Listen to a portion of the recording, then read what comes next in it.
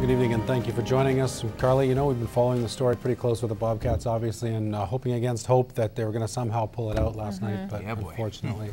Yeah, unfortunately, when that final buzzer went, it certainly wasn't in the Bobcats' favor, but it was an incredible season, and I think that's what, you know, at this point we have the opportunity to look back on and reflect on, and we do get to do that tonight in the cast. And also, you know, that community initiative is still taking place, so just because the season is over, we don't want to, you know, distract any attention from the fact that this team still could very much be up and leaving town. And we don't want that game last night to be the last game ever. Exactly. Yeah, that's right. So we're hoping that community initiative is going to, you know, go through. Very good point. Gerard, let's have a look at the weather picture for this weekend. I mean, seems like it's a little bit warmer than it was. Even today is not that great, but apparently this weekend should be better. Actually, next week is looking like a pretty picture, but we'll talk about that soon enough. Let's, as you rightly said, let's start with this weekend. Firstly, what we can see right in front of us, and look at it right about now, eh? Today, I mean, that was the kind of day that we got, but the sun eventually pushing himself out there in the middle of the afternoon. So we've gotten up to -16 as of 4 o'clock, and the wind chill stayed in the 20s for the better part of the day. Humidity at 66%. The winds continuing to push out of the north-northwest at 15 kilometers an hour. As we look across to the Lakeland and the Battlefords, -14 there, -13 in the Battlefords, and there's some cloud cover building up. We'll talk about that later on. But in the meantime, Jacob, it's back to you. Well, it was the strongest earthquake ever recorded in Japan, and it spawned a tsunami that put countries all around the Pacific Rim on high alert. In the end, it was Northeast Japan itself that took the deadly force of the gigantic wave head on. Several hundred bodies have been found so far. The waves came ashore like walls of water, pushing everything in their path inland. Cars and boats were hurled around at tremendous speeds, and farmland was inundated.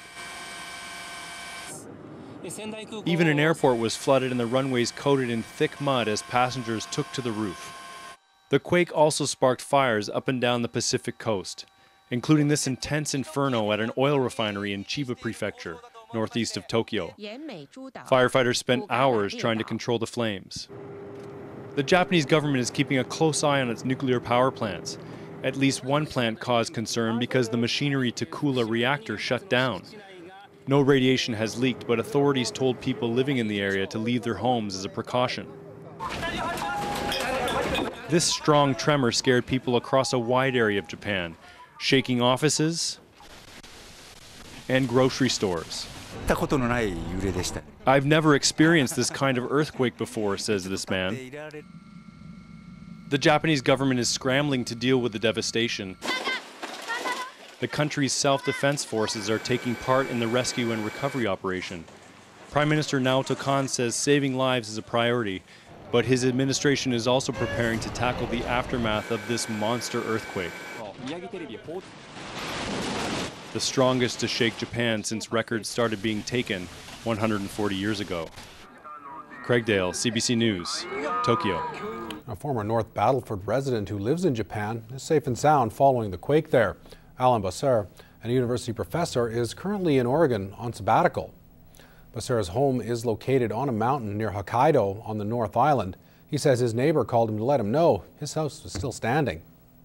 You know, it's not like the movies where they seem to last for hours. An earthquake usually lasts between 30 seconds and a minute. And he said it was around 4 minutes. And when your house is shaking violently for 3 or 4 minutes, you just think everything's going to come down.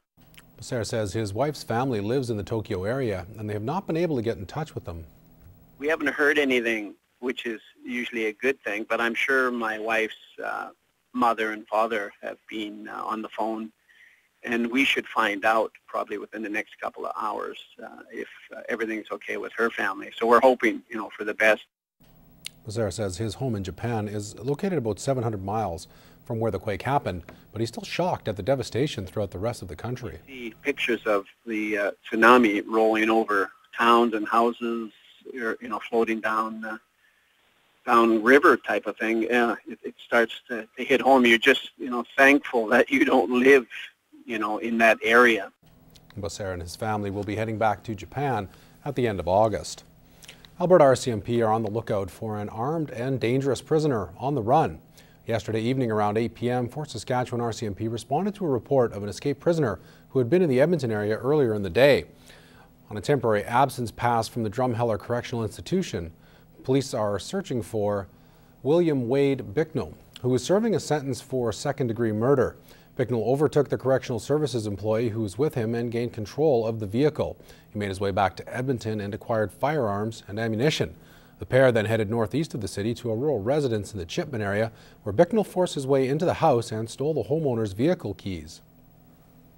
Prior to leaving the residence, Bicknell disabled the vehicle and disabled the telephone from the residence and left both residents with instructions not to contact police. Bicknell is 6 foot 6 inches tall and weighs 402 pounds. He has brown hair and hazel eyes with a fair complexion. He has a number of tattoos, including full sleeves on both arms, a unicorn on his left shoulder, a cobra on his left arm, and a heart on his chest. Police believe he might be driving a 2009 gray Chevrolet Impala, which he took from the rural residence with the Alberta license plate CXE 602. Mounties want to remind the public that Bicknell is considered armed and dangerous. If anyone has information about his whereabouts or has seen the gray Impala he might be driving, they're asked to contact the RCMP or Crime Stoppers. Nearly 2 months ago, Courtesy Air announced that they would be bringing their business to the border city. As Jack Haskins explains, they've now opened their doors to Lloydminster residents to have a look at what the new airline has to offer. It was a busy airport hangar last night as Courtesy Air held its first open house for Border City residents. We're up and running. We've been here since January. We're done our renovations now, so we're ready to have people come in and do their 15-minute wait in our waiting room, and off we go. Employees of Courtesy Air have been working feverishly over the last few weeks in preparation of opening for business. The support we've received since being here in early January is incredible. The city and has been great. All the local companies have been very supportive and helping out a lot. The airline has a fleet of 6 planes. The boost in air support should leave a positive impact on the business sector of the city. Well, it gives us a better opportunity to be a regional center for different companies. It gives us an opportunity for people to put more senior personnel here and get them in and out of the city. And it allows you to charter and move your intelligence for your company using Lloydminster as a hub. The next few months could pose as an interesting time as the presence of the new airline starts to affect the community. This is, I think, the genesis of the next phase of success for Lloydminster. It's businesses like this that we can layer our success on and layer our growth on. So we should all be pretty happy that these are the kind of businesses that are saying, I should settle in Lloydminster. Jack Haskins, Newcap News. Well, it's a debate that comes up every year around this time, and it's all about, well, time. We'll have that story and more after the break.